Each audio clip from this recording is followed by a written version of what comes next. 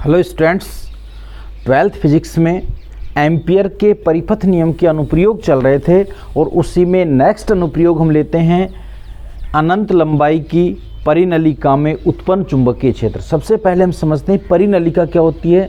परिनलिका एक बारीक नलिका होती है, इसके ऊपर विद्युतरूप तांबे के तारों को कुंडली नुमा लपेटे जाते हैं। इस प्रकार की जो व्यवस्था होती है उसे परिनलिका कहते हैं। ये अनंत लंबाई की परिनलिका प्रदर्शित की गई है। इसके अंदर चुंबकीय क्षेत्र की दिशा डॉट और क्रॉस से प्रदर्शित की गई है। डॉट कागज के तल के लंबवत बाहर की तरफ चुंबकीय क्षेत्र तथा क्रॉस कागज के तल के लंबवत अंदर की तरफ चुंबकीय क्षेत्र को प्रदर्शित करता है।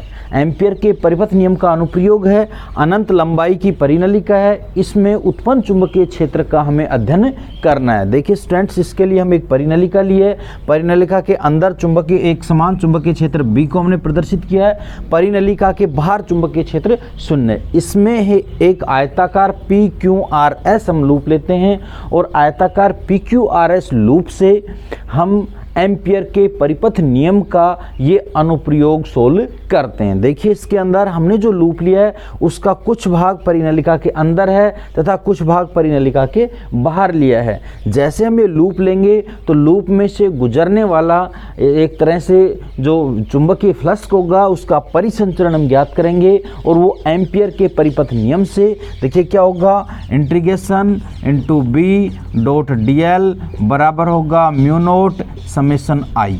इस परिनलिका में हम मानते हैं जो हमने लूप लिया है इसके अंदर I धारा वामवर्त दिशा में प्रवाहित है। Clear student? तो यहाँ पे जो समेशन I है इसका मान क्या हो जाएगा, इसका मान हो जाएगा प्रवाहित धारा I से हम प्रदर्शित कर देंगे। क्लियर?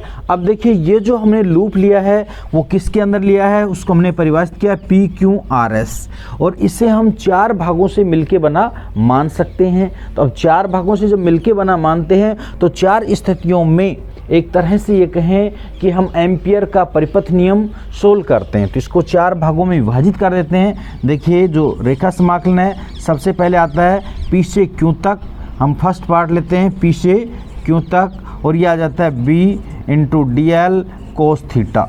अब देखिए P से Q, फिर उसके बाद आ जाएगा Q से R तक, Q से R तक का भाग और उस स्थिति में अब ये बंद समाकलन नहीं होगा क्योंकि एक एक भाग हम ले रहे हैं। तो उस स्थिति के अंदर दूसरा जो पार्ट है इसका वो आ जाएगा, वो है B.dl, उसमें भी कोस थीटा है। फिर इसी तरह से थर्ड पार्ट आ जाएगा R से S तक और उसको भी हम B.dl कोस थीटा से प्रदर्शित कर देते हैं। और लास्ट में इसका फोर पार्ट आएगा और फोर पार्ट हमारे पास कहाँ से कहाँ तक है, S से P तक है। तो S से P वाले पार्ट को भी हम ले लेते हैं S से P B.dl कोस थीटा।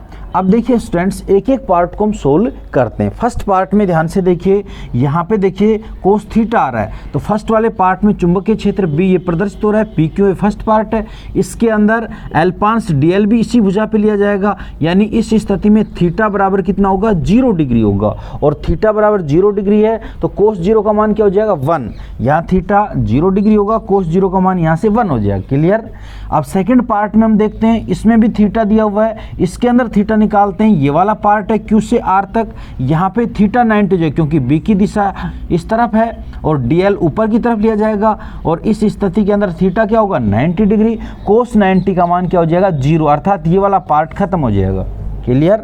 इसी तरह से अब थर्ड पार्ट में देखते हैं। जब थर्ड पार्ट में हम चलते हैं R से S तक, उस स्थिति में ये वाला जो थर्ड पार्ट है ये परिनलिका के बाहर स्थित है। जब परिनलिका के बाहर स्थित है तो परिनलिका के बाहर चुंबकीय क्षेत्र शून्य होता है। इस कारण से इसमें B का मान 0 हो गया। B का मान 0 होने से ये वाला पार्ट भी खत्म हो जाएगा। और लास्ट S से P वाला पार्ट देखते हैं। S से P वाले पार्ट में थीटा बराबर 90 है। जब थीटा बराबर 90 होगा तो कोस 90 का मान क्या होगा, कोस 90 का मान 0 हो जाएगा और कोस 90 थीटा का मान 90 है। जब थीटा का मान 90 है तो कोस 90 का मान क्या हो गया, 0 हो जाएगा। तो ये वाला पार्ट भी खत्म हो जाएगा। देखिए स्टूडेंट्स इसमें केवल फर्स्ट पार्ट बचता है, सेकंड, थर्ड और इसका जो फोर्थ पार्ट है वो कैंसिल हो जाता है। किस तरह कैंसिल हुआ? सेकंड पार्ट में थीटा 90 हुआ, इस कारण से कैंसिल हो गया। थर्ड पार्ट में चुंबकीय क्षेत्र 0 हो गया क्योंकि वो बाहर चला गया, और फोर्थ पार्ट में भी थीटा बराबर 90 होने से कैंसिल हो जाएगा। अब इसमें पार्ट कौन सा बचता है? सिर्फ फर्स्ट पार्ट बचता है, और इसके आगे हम इसका RHS लिख देते हैं mu naught into I. Clear students? अब हम इसका जो फर्स्ट पार्ट बचता है इसको सोल्व करते हैं। देखिए जैसे हम सोल्व करेंगे तो हमें किस प्रकार से प्राप्त होगा। स्टूडेंट्स अब हम पार्ट फर्स्ट को सोल्व करते हैं। देखिए पार्ट फर्स्ट था P से Q B इंटू DL बराबर म्यू नॉट इंटू आई। ये फर्स्ट पार्ट था जो हमारे पास शेष रह गया था, इसको समीकरण सेकंड से हम प्रदर्शित कर देते हैं। Clear students? अब इसके अंदर हम मान ज्ञात करते हैं। इसके अंदर इंटीग्रेशन P से Q इंटू DL का मान निकालते हैं और वो L प्राप्त होता है, क्योंकि L लंबाई का हमने आयताकार PQRS लूप लिया था। तो इसके अंदर B इंटू इंटीग्रेशन DL का मान हो गया L इंटू आ गया म्यू नॉट I। ये होगी समीकरण थर्ड। यदि परिनलिका में n फेरे हों, यदि परिनलिका में n फेरे हों, यानी कैपिटल N क्या प्रदर्शित कर रहा है? फेरों की संख्या को। और परिनलिका में यदि n फेरे हों तो ये समीकरण जो थर्ड है ये n से मल्टीप्लाई और हो जाता है। अब देखिए स्टूडेंट्स, तो हमारे पास आता है चुंबकीय क्षेत्र B बराबर mu naught n I upon L। अब यहाँ देखिए कैपिटल N अपॉन L ये इकाई लंबाई में फेरों की संख्या को प्रदर्शित करता है। इसे हम स्मॉल n से प्रदर्शित करें तो चुंबकीय क्षेत्र B बराबर क्या होगा? Mu naught n I। समीकरण फोर्थ परिनलिका में उत्पन्न चुंबकीय क्षेत्र को प्रदर्शित करती है। परिनलिका जिसे हम सोलेनोइड भी कहते हैं तथा टोरॉइड। परिनलिका क्या होती है? अनंत लंबाई की एक महीन नलिका होती है, और यदि उनके दोनों सिरों को मोड़कर आपस में संयोजित कर दिया जाए तो वो टोरॉइड बन जाता है। दोनों में उत्पन्न चुंबकीय क्षेत्र के डेरिवेशन समान होते हैं। कई बार एक नंबर के क्वेश्चन में भी ये पूछा जाता है परिनलिका में उत्पन्न चुंबकीय क्षेत्र का व्यंजक लिखिए, तब उसमें आपको लिखना है B into mu naught n into आई। n क्या है? इकाई लंबाई में फेरों की संख्या। इस प्रकार से स्टूडेंट्स हम परिनलिका के अंदर उत्पन्न चुंबकीय क्षेत्र का अध्ययन करते हैं। स्टूडेंट्स एक बार फिर मैं प्रदर्शित करता हूं कि परिनलिका जो होती है वो अनंत लंबाई की एक महीन नलिका होती है। उसके ऊपर विद्युत रुद्ध तांबे के तारों को कुंडली नुमा लपेट दिया जाता है। ऐसी व्यवस्था को हम परिनलिका या सोलेनोइड कहते हैं।